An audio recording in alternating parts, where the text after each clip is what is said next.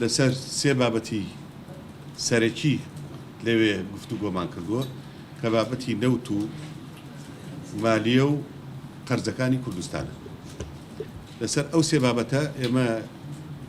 توانیومانە ڕێکەوتن لەسەر مۆزۆی نەوت بکەین. بڕیارمان ناوە مانگانە 250,000 بەرمیل نەوت تەسلیمی سۆمۆ بکەین و داهاتەکەی بێ بە ئێرادەوە چێتە ناو داهاتی عێراقەوە. توانیمان لەسەر مالی کوردستان ڕێ بکەوین کە ئەتوانین بڵین بەشێک لە احتیاجاتی حەقیقی یا مافەکانی خۆمان وەربگرینەوە، لەگەڵیشیان توانیمانە بگەینە سیغەیەک لەسەر مۆزۆی قەرزەکانی کوردستان لەگەڵ عێراقە، سیغەیەکی مشتەرەک کە هەیەتێکی مشتەرەکی بۆ دروستکەین بە ئامادەبوونی ڕقابەی مالی هەردوو لا بۆ مراجعەی هەموو قەرزەکانی هەردوو لامان و بە پێی تواناش حسەیەک دابنرێ، ڕقەمێک دابنرێ بۆ دانەوەی قەرزەکان. گرنگە ئێمە ئەوەی کە بۆتان باسکەین ئەو بودجەی کە ساڵی پار 2000 ئەم ساڵ ساڵی دارایی 2019 بۆ کوردستان دانرا بوو کە تقریباً 2 تریلیۆن کۆما حەوت بووە.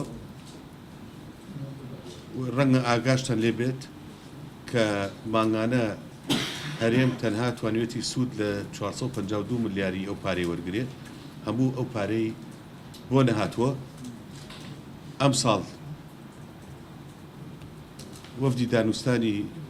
هەرێم سەرکەوتوو بوو لەوەی کە ئەو ژمارەیە بەرز بکاتەوە و موچەی فەرمانبەران و کەسوکاری شەهید و زیندانی سیاسی و پێشمەرگە و خانەنشینەکان مسۆگەر بکات و ئەگەر ئەم بودجەیە لە پەرلەمانی عێراق وەکو خۆمان پێمان خۆشە ڕەت بێ، کێشەی دابشکردنی موچە تا ڕادێکی زۆر ئەتوان بڵێم تا لە 90 چارەسەرە بێ، ئەوەی کە لە ماوەی 20 ڕۆژە ئێمە موچە تۆزیعکەین ئەو حاڵەتە نابێت. طبعا ئەوەی کە کاک شێخ ئاوات وەزیری دارایی و ئابووری باسی کرد لای هەمووتان ئاشکرایە بودجە بە چەند قۆناغێکا تێپەڕە بێ. هێشتا بودجەکە لە ئەنجومەنی وەزیرانی عێراقی فیدراڵە لە قۆناغی پرۆژەیە ماوەتەوانێ. ئەم خاڵانەی کە بەڕێزیان ئاماژەی پێدا کاتێک دەبنە خاڵی کۆنکرێتی و کە ئەکەونە بواری جێبەجێکردنەوە، هەر کاتێک قانونی بودجێ عێراقی فیدراڵ لە ئەنجومەنی نوێنەران پەسەند کرا و لە ڕۆژنامەی وەقایعی عێراقی بڵاو کرایەوە و تعلیماتی تەنفیزەکەی لەلایەن وەزارەتی دارایی و ئابووریەوە دارایی حکوومەتی فیدراڵەوە جێبەجێکرا. بەڵام ئەوەی کە گرنگە حکوومەتی هەرێمی کوردستان لە ڕێگەی ئەو شاندە دانوستانکارەی کە بە قەراری ئەنجومەنی وەزیران بە سەرۆکایەتی و سەرپەرشتی بەڕێز وەزیری دارایی دروست بوو، توانی پرۆفێشناڵانە شێلگیرانە داکۆچی لە ماف و شایستەدارایەکانی هەرێمی کوردستان بکە و بە تایبەتیش بابەتی کە زۆر گرنگە و ئەولەوێتی ئەم حکوومەتەیە بابەتی دابینکردنی موچەخۆران و موچەی پێشمەرگە قارەمانەکان و هەموو موچەخۆران بەکەم ئەندامان و بە چاودێری کۆمەڵایەتی و بە خانەنشینان و هەموو ئەوانەی کە موچە کە زیاترن لە ملیۆنێک کەس کە ئەمە ئەولەوێتی ئەم حکوومەتە بۆ کاری کردووە لە پێناوی دابنکردنی ئەم تەرخانکراوانە. لەسەر ئەو پرسیارەی کە قسە کرا طبعاً ئێمە ئەولەوێتی استراتیژی خۆمان داڕشت چۆن ئێمە مفاوەزاتەکە بکەین. طبعاً ئەگە سەیری استراتیژی حکوومەتی هەرێمی کوردستان بکەین لە دانوستانەکە دوو بەش بوو. بەشی یەکەمیان بریتی بووە لە ئیلتیزامی نەوتی، پابندی دارایی هەرێمی کوردستان کە تا حدێک گرەی پەیوەندیەکانی نێوان هەرێم و حکوومەتی بەغدای کردەوە بە شێوەیە کە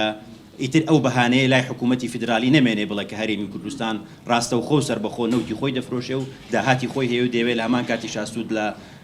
بودجێ عێراقی فیدراڵ وەرگرێ بەبێ ئەوەی کە بەشداری بکە. حکوومەتی هەرێمی کوردستان لەژێر چاودێری ئەنجومەنی وەزیران سیاسەتی گشتی حکوومەتەکە ئەوە بووە کە ئێمە